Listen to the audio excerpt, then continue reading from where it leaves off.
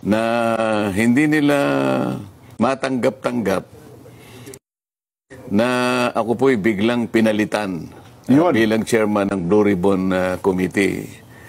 Ang totoo po niyan, ako po talaga ang kanilang pakay. Oo. Ang presidente po ng Senado, si Senator Chis Escudero, ay parang collateral damage lang po yun. So tama pa rin lumabas sa mga social media na ang puntirya talaga kayo. Kasi hindi naman nila kung maaalis kung hindi nila alisin yung puno. Ayun. Ganun po yung nangyari riyan. Oho. Ngayon, ang medyo hindi po ako nagsasabi nito. Ito po ay kinukumpirma ng napakarami pong mga kababayan natin na hindi po nila nagustuhan yung mabilis ang pagpapalit ng liderato ng Blue Ribbon Committee. Lalong-lalo na po doon sa panig ng paglalahad na po ng katotohanan. Yung pag-iimbestiga na po sa kanila pong palagay, ay meron na po silang nakikinikinitang mga katotohanan na lalabas dyan. Papunta na po sa paghanap po natin ng kasagutan sa maanumalyang pagkakalatag ng mga proyekto na kung tawagin nga ay ghost projects. Ayun.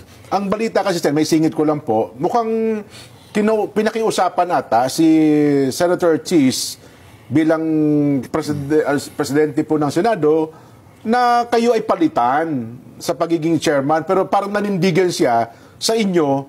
Kaya ang nangyari daw po, pati siya nadamay sapagkat ayaw pala niya kayong palitan bilang chairman ng Blue Ribbon Committee. So tama po ba yung ganung anggulo? Hindi ko alam yun kasi wala naman siyang sinasabi sa akin na siya kinausap. Ang nangyari, may nakiusap daw po mabilisan nga Ang totoo niya, siguro nakikita nyo, itinutuloy ko yung pangatlong pagdinig namin. Opo. Ako na lang ang pinakahuli na nakabalita na napalitan na pala yung aming Senate President. Ayun na nga, oo. Kaya pala si Senador Jinggoy na nasa tabi ko, medyo mainit ang ulo nung araw na yun. Hindi ko naman alam kung ano nangyari.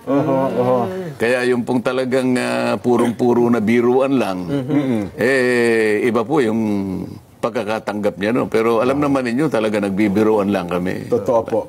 Yun pala pagkakapaalam ng isang babaeng senador, yun na rin palang tanda na sila ay nagkakaroon na ng pagpupulong sa isang kwarto. Kasi hindi naman talaga nagpapaalam yun Ayun na nga po Talagang yun halos hanggat maaari ay nakabantay talaga. Nakabantay at lahat ng anggulo ng mga pinag-uusapan ay nakakasangkot siya sa mga usapin. Opo. Nagtaka ko kung bakit siya nagpaalam at nangako naman siyang babalik. Yes. Pero hindi na siya nakabalik. Ayun. Ang narinig ko lang sana sa iba kasi mga balita at siguro mabuti masagot niyo rin. Ang pangunahing layunin daw po kasi talaga ng Blue Ribbon in aid of legislation. Kasi daw po parang sa tingin daw po ng kapwa yung senador parang nalilihis na para bagang ang dating prosecutorial na raw po ang dating ng pagdinig ng Blue Ribbon Sen. Sino po ba ang nagsabi nun? Yun po ang lumalabas. At maging sa panayam po sa mga kasama nyo sa Senado, parang yun po ang binabanggit nila, Sen. Hindi po totoo yun. Unang-una, talagang may pagka-prosecutorial po sapagkat kung titingnan ninyo yung pinaka-mandato ng komite, ng Blue Ribbon, ang tinutugis niya yung malfeasance, misfeasance at non-feasance. Paano po ang paglalahad ng inquiry kung hindi po namin gagawin sa paraan na pagtatanong at paghanap ng kasagutan sa mga dapat na itanong para nga mapatunayan kung merong malfeasance, misfeasance and non-feasance. Yun po yung tinutungo talaga. Ayun. Yun ang pangunahing layunin ng Blue Ribbon Committee. Kung naipagkamali nila, lalong-lalo na po yung aming puno ng Senado ngayon, yun po yung sinasabi niya. Ayun, opo, kahit kailan ay hindi po ako lumihis doon sa tuntunin na yun. At baka dapat sana tinanong muna niya ako. Opo. Nakatatlong pagdinig lang ako Tama po. Yung iba nga pong humawak ng Blue Ribbon Committee, nakalampas na sila ng halos 20. Wala pa naman silang nagagawang batas Tama po. Sa totoo lang po, ako pangatlo pa lang. Meron na po akong naiayos possible areas of legislation, 10 pa yung aming naisip na kagad eh. Ba?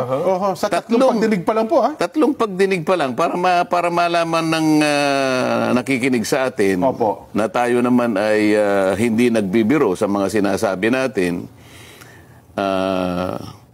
Ipakikita ko dito, alin-alin ba yung mga naisip na nating mga panukalang batas sa liwanag ng mga pagdinig kahit hindi pa talaga natatapos. Pangatlo pa lang na pagdinig. Base sa mga nakita na namin, nakita ko at nakilatis natin. Ito yung aking naisip. Kinakailangan merong amendment ng procurement law. Kasi doon na pupunta po yung mga bidding natin, yung pag-award ng mga proyekto, lalong-lalo na yung pinag-uusapan ng mga flood control projects, nasasalaula sapagkat merong problema, may mga butas sa procurement law. Kailangan mag-introduce ka ng amendments. Meron ding amendment po sa anti-graft law. Dito kinakailangan mapatibayan siguro kung hindi man dapat itaas siguro pati yung pagpaparusa dito kinakailangan ibigyan talaga ng ng